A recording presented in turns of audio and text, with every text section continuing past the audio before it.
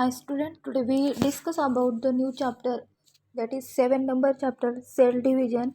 The 6 number chapter we see in last. So today we start cell division. So there is first two question, how do your wound heals. First question काय विचारलाय, म्हणजे आपल्याला जर एखादी जखम झाली तर ते आपण बरी कशी करू शकतो. तर पहा, a wound is an injury, म्हणजे एखादी जखम आहे, to an living tissue.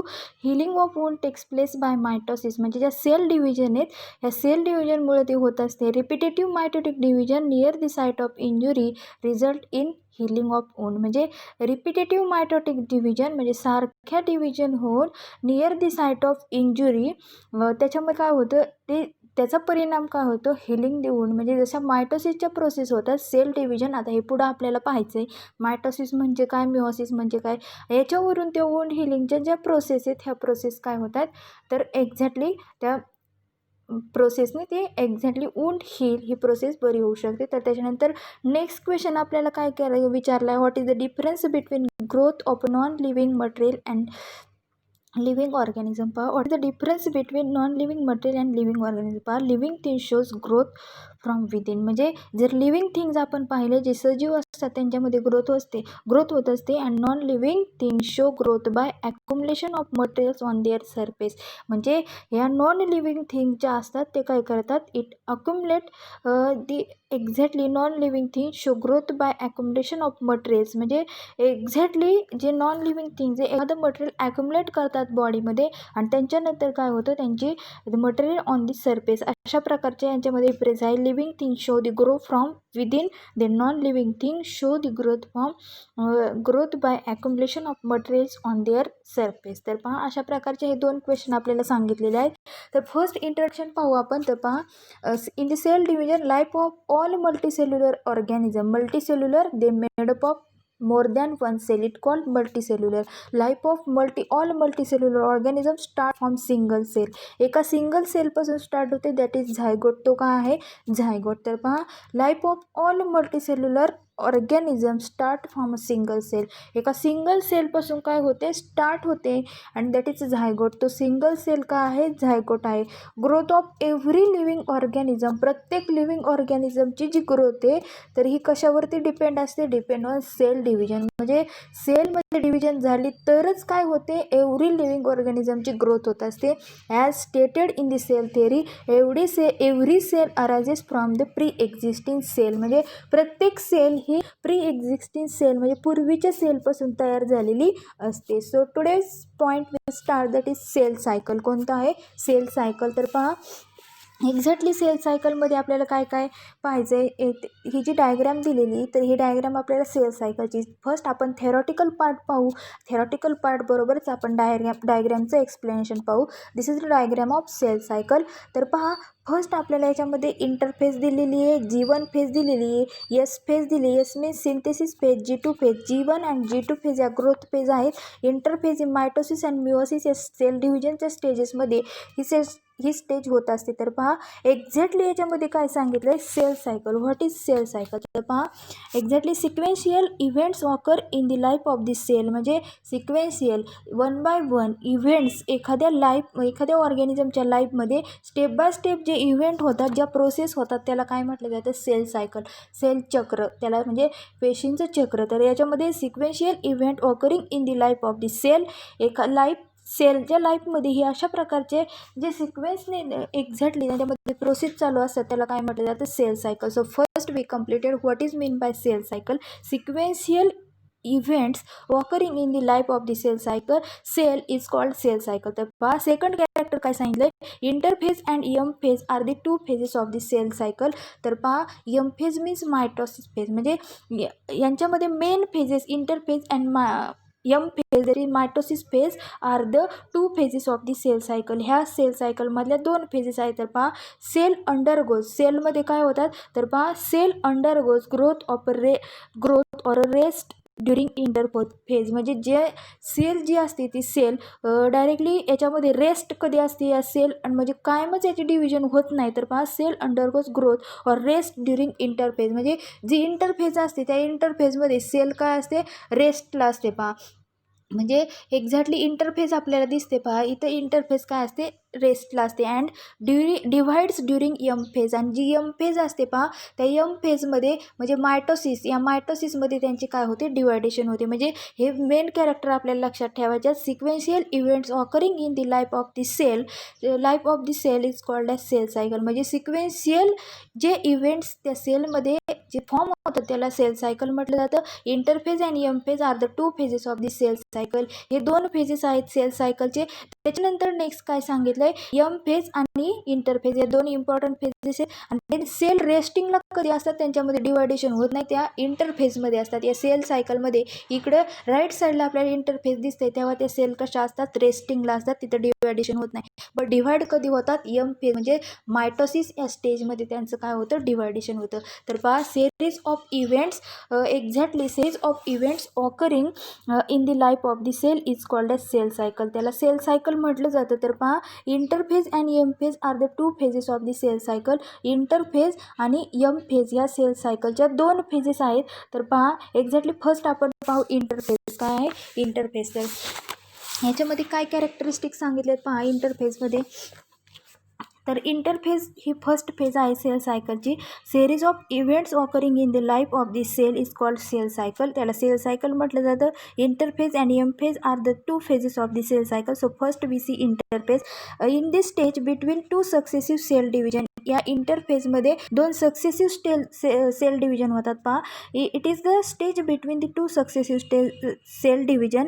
It is the longest phase. जी इंटरफेज आहे ही इंटरफेज एकदम लॉंगेस्ट फेज आहे. 2 सक्सेसिव्ह सेलच्या डिव्हिजन याच्यामध्ये होत असतात. It is a stage between 2 successive cell division.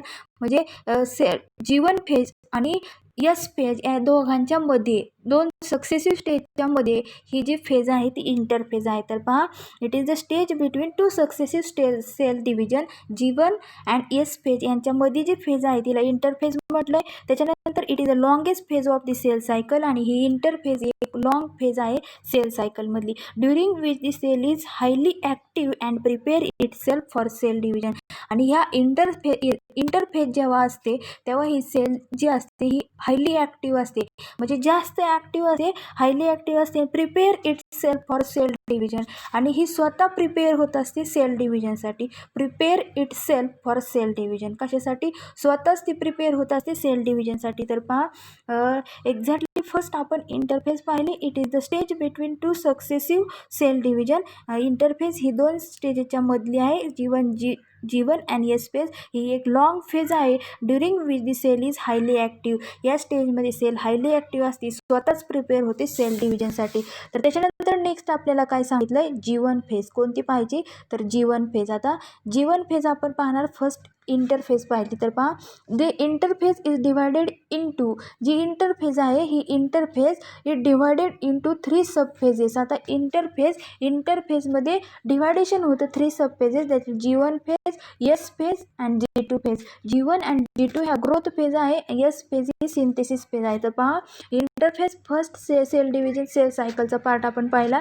हीच interphase is divided into sub phases, 3 sub phases, that is G one phase, S phase and G2 phase. तर पहा, G one phase is the first gap period or first gap phase म्हटलं जातं, किंवा gap phase किंवा growth phase म्हटलं जातं. First gap period or first gap phase. पहा, it begins immediately after cell division. ही जी सुरुवात कधी होती आहे जीवन फेजची, इट बिगिन्स, कधी सुरुवात होते, it begins immediately after cell division. Cell division झाले की लगेच काय होते, याची सुरुवात होते. तर पहा, एक्झॅक्टली हे जे जीवन फेज आहे, हे ब्ल्यू कलरचे जे स्ट्रक्चर दिसते हे काय, जीवन फेज आहे. काय, जीवन फेज आहे. तर पहा, ह्याच्यामध्ये it begins immediately after cell division. Cell काय परफॉर्म करतात याच्यामध्ये, जीवन फेजमध्ये RNA असतील, RNAमध्ये mRNA, rRNA, देन tRNA, अशा प्रकारचे RNAचे हे टाईप आहे. त्यांचं सिंथेसिस या जीवन फेजमध्ये होतं. त्याच्याचबरोबर हे काय सिंथेसाइज करतात, तर प्रोटीन सिंथेसिस करतात. काय करतात, प्रोटीन सिंथेसिस करतात. त्याच्याचबरोबर and synthesis of membrane takes place during this phase. आणि हे मेम्ब्रेन जे आहे सेल भोवती, सेल सायकल भोवती हे मेम्ब्रेनसुद्धा तयार करण्याचं काम या जीवन फेजचं असतं. म्हणजे G one phase it begins immediately after cell division. हा फर्स्ट फेज आहे इंटरफेजमधली. त्याच्यानंतर याच्यामध्ये RNA सिंथेसिस होतं. RNA सिंथेसिसमध्ये प्रोटीनचं सिंथेसिस केलं जातं आणि synthesis of membrane during this phase. त्याच्यानंतर सेकंड फेज आपल्याला इंटरफेजमध्ये पाहिजे, S phase. S phase it called synthesis phase. या एस फेजला काय म्हटलं जातं, सिंथेसिस फेज. तर पहा, एस फेजला सिंथेसिस फेज म्हटलं जातं. In this phase DNA is synthesize and replicated. म्हणजे DNAचं फॉर्मेशन होतं, DNAचं रेप्लिकेशन होतं, ते नवीन कॉपी तयार करतात DNA त्याच्याचबरोबर. So that amount of DNA per cell doubles. प्रत्येक सेलमध्ये त्या DNAचं जे प्रमाण हे कसं असतं, पर सेल डबल्स. म्हणजे प्रत्येक सेलमध्ये हे कसं असतं, डबल्स असतं. तर पहा, in this phase DNA is synthesize replicated. कसे असतात ते, सिंथेसाइज और रेप्लिकेटेड. म्हणजे एक्झॅक्टली ते फॉर्म होतात, ते डबलेट होतात, त्यांचं रेप्लिकेशन होतं, परंतु so that DNA per cell doubles. प्रत्येक सेलमध्ये हे कसे असतात, डबल्स असतात. त्याच्याचबरोबर synthesis of histone protein takes place in this stage. म्हणजे DNA रेप्लिकेशन ज्या एस फेजमध्ये होतं तिथं सिंथेसाइज कोणत्या प्रोटीनचं होतं, synthesis of histone protein takes place in this stage. म्हणजे अशा प्रकारचे प्रोटीन असतात, main protein in the chromatin. म्हणजे DNA जे क्रोमोझोममध्ये जे क्रोमॅटिन मटेरियल असतं, त्या क्रोमोझोममध्ये मेन प्रोटीन त्या क्रोमॅटिनमध्ये हे प्रेझेंट असतात. DNA wraps around the histone. DNAला हे पूर्ण हिस्टोन्स काय करतात, सराउंडिंगला असतात. त्याच्याचबरोबर क्रोमॅटिन म्हणजे नेमकं काय, combination of DNA and protein, त्याला क्रोमॅटिन म्हटलं जातं. Histone main protein of chromatin, आणि ह्या क्रोमॅटिनचाच हिस्टोन हा मेन प्रोटीन आहे. म्हणजे सेकंड इंटरफेजची स्टेज पाहिली, एस फेज. या फेजमध्ये DNAचं सिंथेसाइज होतं, त्याच्यामुळं DNAचं पर सेलमध्ये अमाऊंट डबल असतं. त्याच्याचबरोबर इथं सिंथेसिस कशाचं होतं, histone proteins takes place in this stage. त्याच्यानंतर थर्ड इंटरफेजमधली स्टेज आहे ती आहे G2 फेज. कोणती आहे, G2 फेज. आता या G2 फेजमध्ये आपण काय पाहणार आहेत, एक्झॅक्टली ही जी G2 फेज आहे, सेकंड ग्रोथ फेज और सेकंड गॅप फेज म्हटलं जातं G2 फेज. तर पहा, ही जी G2 फेज आहे 2 ते 5 हवर्सची ही जी फेज आहे, याच्यामध्ये ही G2 फेज काय सांगते पहा, exactly metabolic activities essential for the cell division occur during phase.